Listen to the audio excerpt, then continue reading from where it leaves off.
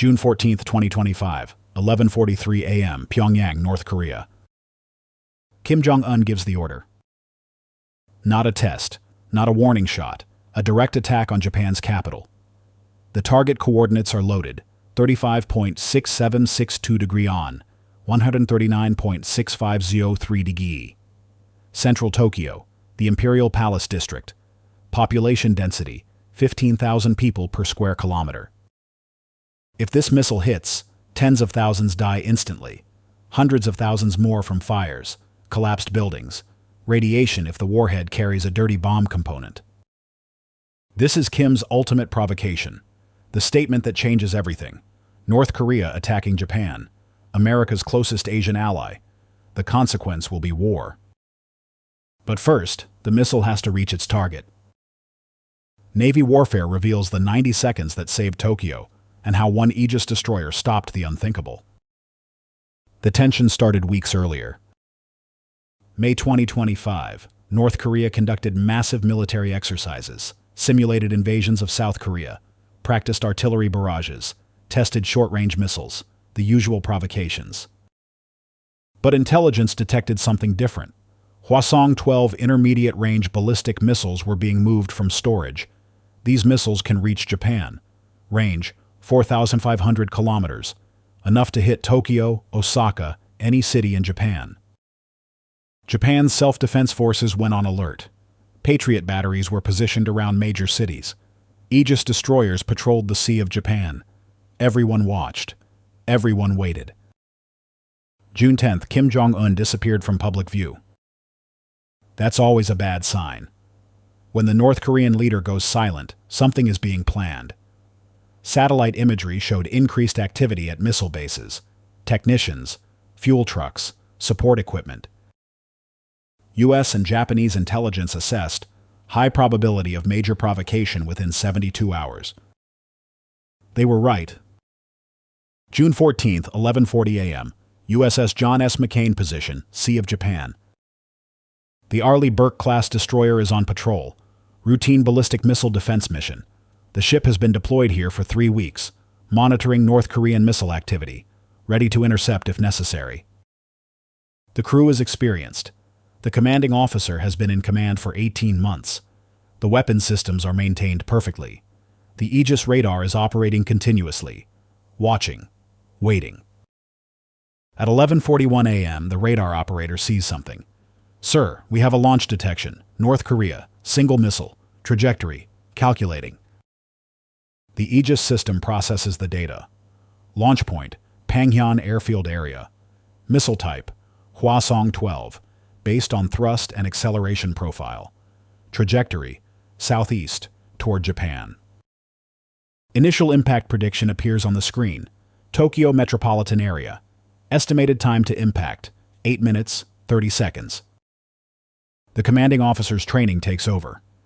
Battle station's missile defense. Spin up 2 SM-3 interceptors. Prepare to engage. 11:42 a.m. The alert goes everywhere. U.S. Pacific Command, Japanese Ministry of Defense, South Korean military. Everyone with early warning systems sees it. North Korean IRBM launched, heading for Tokyo. In Tokyo, the J-Alert warning system activates. Every cell phone in the city receives the message. Ballistic missile threat. Seek immediate shelter. This is not a drill.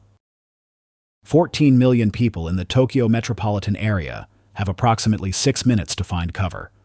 Subway stations, basements, reinforced buildings, anywhere with overhead protection. Panic spreads. Not everyone can reach shelter in 6 minutes. Children in schools, elderly in care facilities, workers in offices. Millions are exposed. The only chance is interception. Stop the missile before it reaches Tokyo. That responsibility falls on USS John S. McCain and the SM-3 interceptors loaded in her vertical launch system. 11:42:30 a.m. First SM-3 launches. The Aegis system has calculated the intercept solution. The missile is now at 200 kilometers altitude, still climbing. Peak altitude will be 550 kilometers. Then it will descend toward Tokyo. The SM-3 Block 2IA interceptor launches from the ship's Mk-41 VLS. The booster rocket fires. 20 Gs of acceleration. The missile climbs vertically, then angles toward the intercept point. Time to intercept: 3 minutes, 40 seconds. The SM-3 must reach the North Korean warhead during its midcourse phase, before it begins terminal descent. Once the warhead enters the atmosphere, it's exponentially harder to stop. Comment if you'd trust your life to missile defense with 90 seconds to impact. 11:43 a.m. The North Korean missile peaks. 550 kilometers altitude. The warhead separates from the booster. Navigation system activates. GPS coordinates locked. Target confirmed. Tokyo. The warhead begins its descent. Current altitude: 530 kilometers. Descending at 4 kilometers per second. Speed will increase as it falls. Terminal velocity will be Mach 15. At that speed, the warhead reaches Tokyo in 4 minutes, 20 seconds from separation. But the intercept must occur before terminal phase.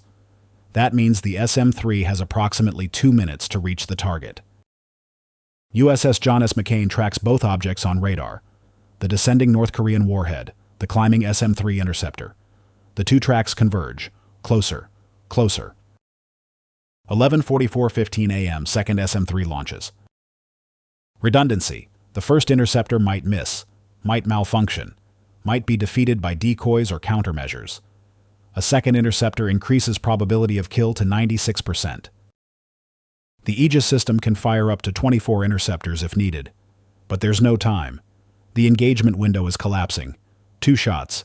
That's all the geometry allows. If both miss, nothing stops the warhead. Tokyo gets hit. The city burns. Thousands die. The crew on USS John S. McCain watches the displays. Everyone knows what's at stake. This is the scenario they've trained for. The nightmare situation. Real missile. Real target. Real consequences.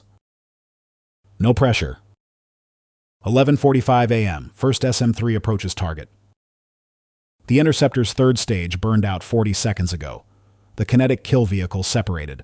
Now it's coasting, maneuvering with tiny thrusters.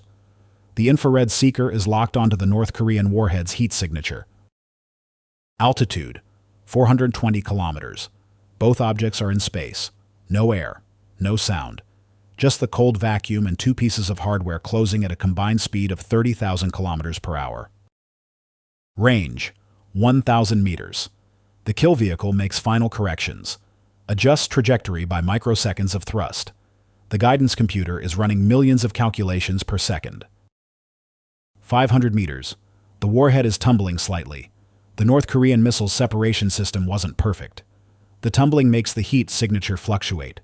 The infrared seeker compensates, stays locked. 100 meters. This is it. Impact in 3 seconds. Success or failure. Life or death for Tokyo. Everything depends on the next 3 seconds. Wait for the collision. And what happens when the warhead breaks apart? 11:45:03 a.m. Impact. The SM-3 kill vehicle strikes the North Korean warhead at 380 kilometers altitude. The collision occurs at 30,000 km/h. The kinetic energy is enormous. Both objects disintegrate instantly. The warhead's casing shatters. The explosive core, 500 kilograms of high explosive, fragments. The detonation mechanism is destroyed. If there was a nuclear component, it's now scattered radioactive debris. No critical mass. No explosion. Just wreckage. Dozens of pieces. All falling toward Earth. But they're no longer a missile. No longer guided. No longer a threat to Tokyo. Just space junk that will burn up in the atmosphere or land harmlessly in the ocean. USS John S. McCain's Combat Information Center erupts. Not in celebration, they're too professional for that, but in relief. Controlled, focused relief. Impact confirmed. Warhead destroyed. Tokyo is safe. The commanding officer allows himself 1 moment. Closes his eyes. Breathes. 14 million people just kept living their normal lives. Because his ship did its job. Because the system worked. Then he's back to business. Second SM-3, abort intercept. Warhead is destroyed. All stations, secure from battle stations missile defense. Maintain readiness for follow-on launches. Because there might be more missiles. North Korea might launch another, or 10 more. The threat isn't over. Just this immediate attack. 11:45:30 a.m. Tokyo receives confirmation. The J-Alert system updates. Missile threat neutralized. All clear. Resume normal activities. In subway stations, people begin to emerge. Some are crying. Some are angry. Some don't understand what happened. All they know is they were told to seek shelter, and now they're told it's safe. Most civilians don't know how close they came to catastrophe. 90 seconds. That's how long USS John S. McCain had to engage the warhead after it began terminal descent. 90 seconds between life and mass death. The intercept occurred with 87 seconds to spare before the warhead would have been too low to stop, 3 seconds away from disaster. Who deserves credit for saving Tokyo? A. U.S. Navy, B. Aegis system, C. Both equally? Vote below. 11:50 a.m. Japanese Prime Minister addresses the nation. North Korea launched a ballistic missile at Tokyo. Through the skill and technology of our American allies, specifically the crew of USS John S. McCain, the missile was intercepted. No Japanese citizens were harmed. This unprovoked attack will have severe consequences. The Prime Minister's voice is calm, but the message is clear. North Korea just attempted mass murder. Japan will not let this pass.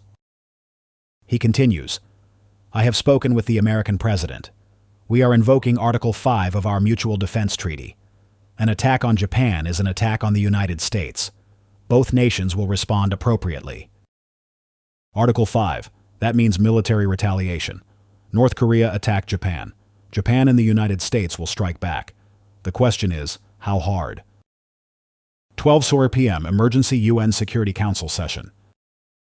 The U.S. ambassador presents evidence. Satellite tracking data. Aegis radar logs. Video of the SM-3 launch. Telemetry from the Intercept.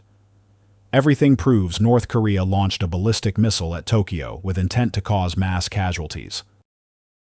This is an act of war, the ambassador states. North Korea attempted to murder millions of Japanese civilians. Only American missile defense prevented catastrophe. The United States and Japan will exercise our right to self-defense under international law. Russia and China remain silent. Even they can't defend this. Launching a missile at a capital city crosses every line. There's no justification, no defense. The Security Council votes 15-0 to condemn North Korea. Even China and Russia vote yes. They abstain from the follow-up resolution authorizing military force, but they don't veto. That's significant. The international community is united. North Korea went too far. 12:30 p.m. U.S. and Japanese forces prepare strikes. B-1B bombers take off from Guam. F-35s launch from carriers in the Sea of Japan. Tomahawk cruise missiles are targeted on North Korean military sites. The response will be overwhelming. But it will be conventional. No nuclear weapons. Not yet. The goal is to destroy North Korea's capability to launch more attacks, degrade their missile forces, crater their airfields, demolish their command bunkers. Kim Jong-un will survive, for now, but his military will be crippled. 1:47 p.m. The strikes begin. Tomahawk missiles hit North Korean missile bases. The launch site that fired the Hwasong-12 at Tokyo is obliterated. Storage facilities are destroyed. Support infrastructure is leveled. B-1B bombers drop precision-guided munitions on North Korean airfields. Runways are cratered. Hangars collapse. Aircraft caught on the ground are destroyed. F-35s conduct SEAD missions, suppression of enemy air defenses. North Korean SAM sites are hit.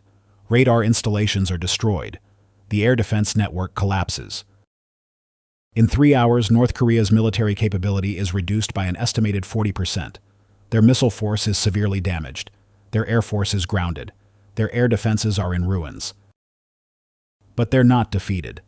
North Korea still has hundreds of artillery pieces aimed at Seoul, still has commandos, still has chemical weapons. They can still hurt South Korea. So the strikes are calibrated, enough to punish, enough to deter, but not enough to trigger all-out war, not enough to make Kim feel he has nothing to lose. 6:00 p.m. Kim Jong-un appears on North Korean television. He looks defiant, but intelligence analysts note subtle signs of stress. The military exercise against Tokyo was supposed to demonstrate strength. Instead, it showed vulnerability. The missile was intercepted. The retaliation was devastating. Kim speaks. The Democratic People's Republic of Korea conducted a military exercise, a test of our strategic forces. The imperialist aggressors claim we targeted Japan. This is false. The missile was aimed at the ocean. Navigation error caused trajectory deviation. Nobody believes this, but Kim needs to save face domestically. He can't admit his attack failed. Can't admit American technology defeated North Korean weapons. The regime's legitimacy depends on projecting strength. So he lies, claims it was a test, blames navigation error, ignores the American strikes on his military infrastructure. But everyone knows the truth.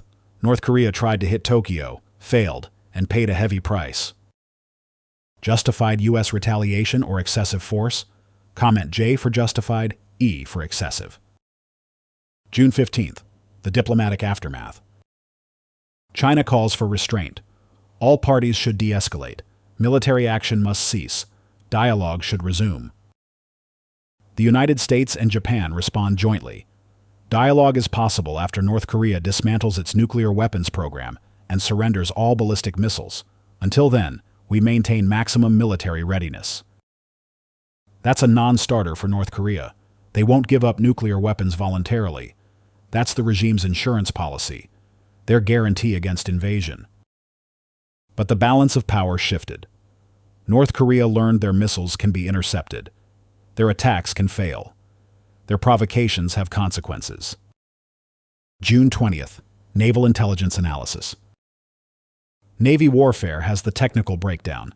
The SM-3 Block 2EA performed exactly as designed. The intercept occurred in optimal conditions.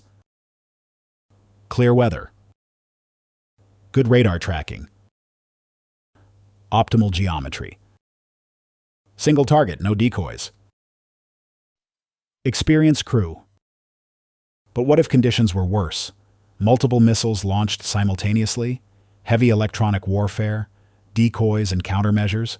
Would the system still work? The answer, probably, but not guaranteed. Missile defense is not 100% effective. Nothing is. The June 14th success doesn't mean every future intercept will succeed.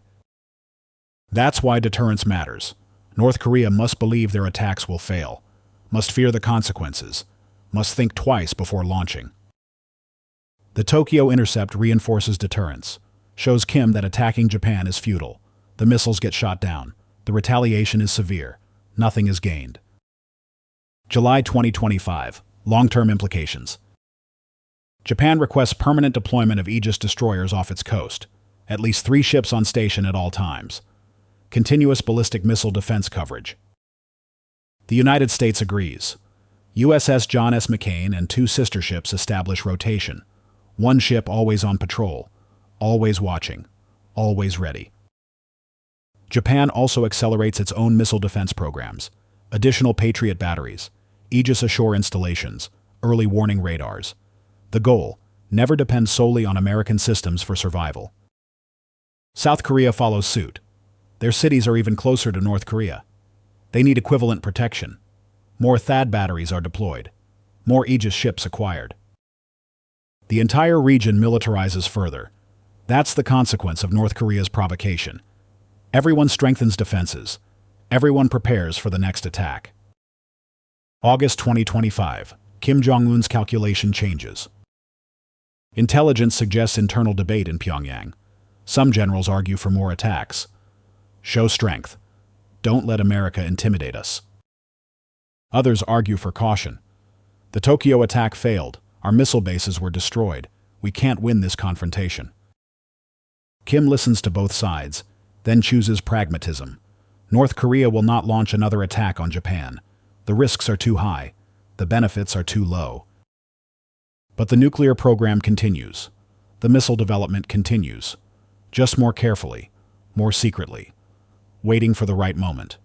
When American defenses are weaker, when the political situation is different. The threat remains, just deferred. September 2025, USS John S. McCain returns to Yokosuka, Japan.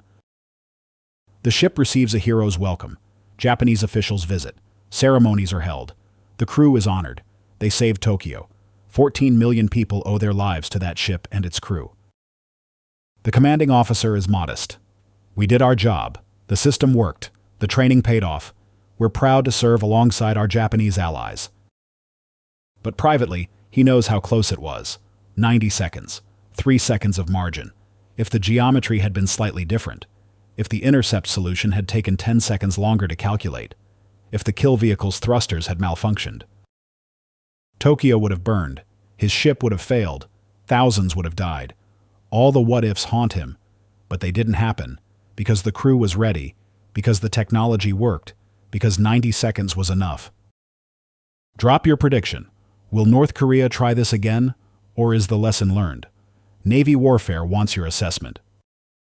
October 2025, the strategic balance. The June 14th incident proves ballistic missile defense works, not in tests, not in simulations, in actual combat, against a real threat, with real stakes. That changes nuclear strategy globally. If the United States can reliably intercept ballistic missiles, the nuclear balance shifts. Deterrence becomes less certain. First strikes become thinkable, if you believe your defenses can stop retaliation. That makes nuclear powers nervous. Russia and China both depend on massive missile forces to deter American attack. If American defenses are effective, their deterrent weakens. So they develop countermeasures, hypersonic glide vehicles, multiple independently targetable re-entry vehicles, decoys, electronic warfare, ways to overwhelm or evade missile defenses. The arms race continues, but missile defense is now proven. That's the legacy of June 14th, the day USS John S. McCain saved Tokyo and proved the system works. November 2025, recognition and analysis. The crew of USS John S. McCain receives the Navy Unit Commendation. The commanding officer receives a medal.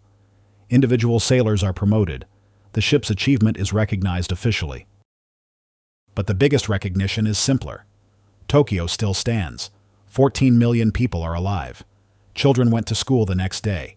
Businesses opened. Life continued. Because a destroyer in the Sea of Japan launched a missile at exactly the right moment. Because a kill vehicle hit its target in the vacuum of space. Because 90 seconds was enough. This is what Navy warfare covers. The moments where technology and training combine to save millions. The operations where success means nothing happens. Where the victory is measured in lives not lost. Cities not destroyed. June 14, 2025, 11:43 a.m., North Korea launched a ballistic missile at Tokyo. 11:45 a.m., USS John S. McCain intercepted it. 90 seconds between launch detection and terminal phase. 87 seconds of margin. 3 seconds away from catastrophe. But catastrophe didn't happen. Because the U.S. Navy was ready. Because Aegis works. Because deterrence is backed by capability. Subscribe to Navy Warfare. Because the most important missions are the ones that succeed invisibly. The attacks that never land. The wars that never start. The cities that never burn. USS John S. McCain saved Tokyo with 90 seconds to spare. One ship, one crew, one perfect intercept. 14 million lives saved. That's the U.S. Navy. That's ballistic missile defense. That's how you stop the unthinkable. Real threat, real defense, real coverage, Navy warfare.